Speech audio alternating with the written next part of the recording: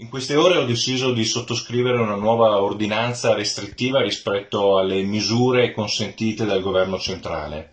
È quanto mai necessario rispettare queste nuove prescrizioni che saranno oggetto di controllo da parte delle forze di polizia già nelle prime ore del pomeriggio e nel weekend in particolare.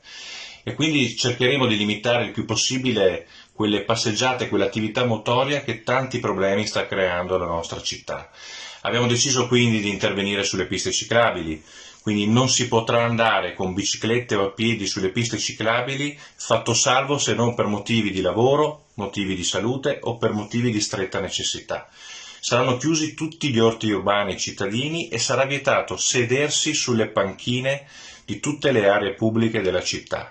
Questi nuovi limiti vengono stabiliti per rispetto di quelle persone che in prima linea stanno combattendo la battaglia del coronavirus. E noi a fianco a loro abbiamo ritenuto opportuno, per tutelare tutti i concittadini, per tutelare la salute pubblica dei nostri concittadini, di adottare queste nuove misure. Lo faccio a malincuore, ma evidentemente siamo costretti a farlo.